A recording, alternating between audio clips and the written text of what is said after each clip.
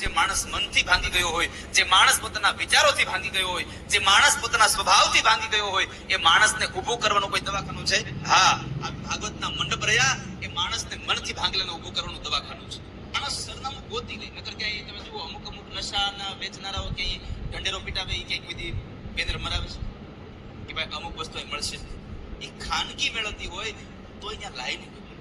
પણ મને કહેતા આનંદ થાય છે કે એ નશાના જ લોકો એનો નશો ક્યાં મળે એનું સરનામું ગોતી લેવું નથી. ક્યારેક ક્યારેક અમારી ભાગવત કથાના એ પ્યાસી જીવડાઓ આ ભાગવત કથા ક્યાં મળે છે એનું સરનામું ગોતીને પીવા ચાલ્યા જાય છે. જ્યાં પણ કથા મળે પીવા બે જાય છે. એક નશો એવો છે તમારા નાશને નોતરે છે અને એક નશો એવો છે કે તમારી ઉન્નતિને નોતરે છે. હવે નક્કી આપણે કરવાનું છે કયો પ્યાલો કરવો છે. આપણે કયો પ્યાલો કરવો છે. તો આ ભાગવત કથાનો નશો આપણને કોઈ માણસ કથામાં જતો ન હોય પણ એને તમે કથામાં લઈ આવો એકવાર, એક દિવસ લઈ આવો, બીજે દિવસે લઈ આવો, ત્રીજા દિવસે લઈ આવો, ચોથા દિવસે તમારે નહીં લાવવું પડે, એ તમારે રાહ જોતો છે. કારણ કે કથાનો નશો જેવો છે એ ચડે નહીં, ચડે પછી ઉતરે નહીં.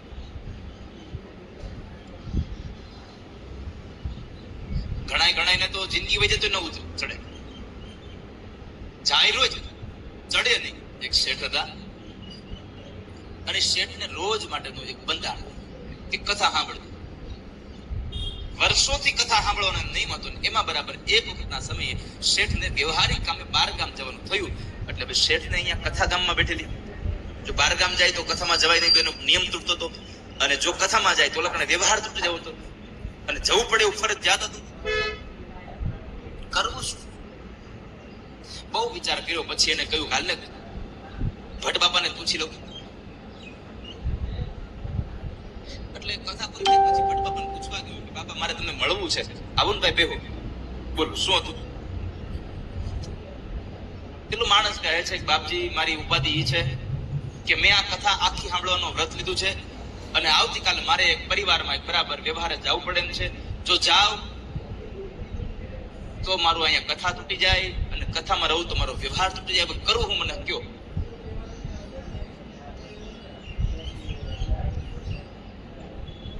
ભટ્ટ બાબાએ કીધું એક કામ કરો, તમારે સંતાન છે? હા છે ને. સંતાનમાં શું છે? મારે દીકરો છે બાપા યુવાન. એક કામ કરો એને વ્યવહારમાં મોકલી દો. અરે ના એ હજી છોકરું પડે, એ ત્યાં હાલે જ નથી. એમ તો એક કામ કરો તમે વ્યવહારમાં જીવો, તમારા બદલામાં તમારા છોકરાને કથામાં બેહાડજો અહીંયા એક દી. બોલો કે છે ના હોય નહીં. અરે પણ કેમ?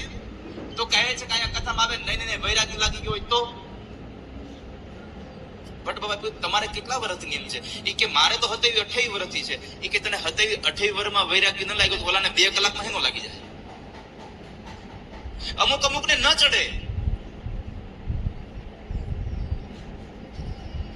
પણ ન ચડે નું કારણ હોય. અમુક ને પગમાં સાપ ખવડે ને તો સાપ એને ચડે નહીં, મુકામે ને એ પગ ખોટો હોય. એટલે સાપ તો સાચો જ હોય અને સાચો તો જ ડંખ દે ને.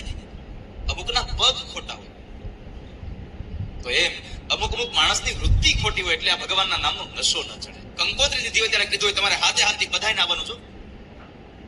એટલે કંકોત્રી હાથમાં હું કે આમ જોજો, આમ અબ ભગવા રંગ લહેરાયેગા, આમ કંકોત્રી જોવે.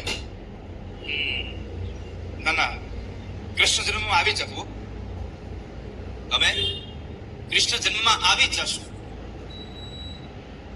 એમ ન કીધું મેં હાથ દેવશું, નક્કી કર્યું કૃષ્ણ જન્મ આવું છું.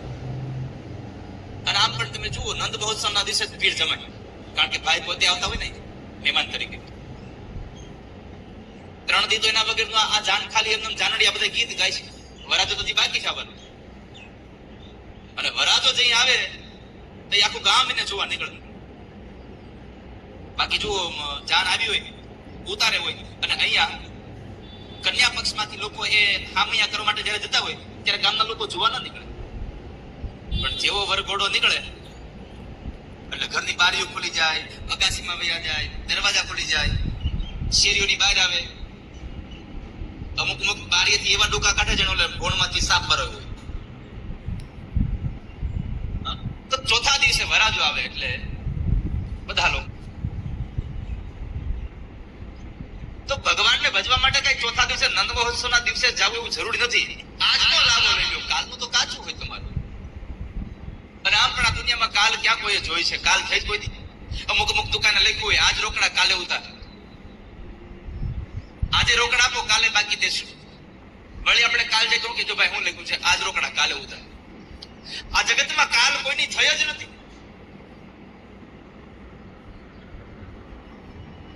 તો ભગવાનને ભજવામાં કયો મહિનો, કયું વર્ષ?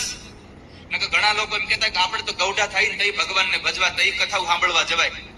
ભગવાનને ભજવા માટે ક્યારેય કોઈ ઉંમર હોતી? તો ભગવાનને ભજવા માટે એના ઉંમર શાની? ન ધ્રુવે ઉંમર જોઈ, ન પ્રહલાદે ઉંમર જોઈ, કોઈએ ઉંમર નથી જોઈ. અને દેવર્ષિ નારદે એના આગલા ક્રમમાં ઉંમર નથી જોઈ. માની હારે દાસીની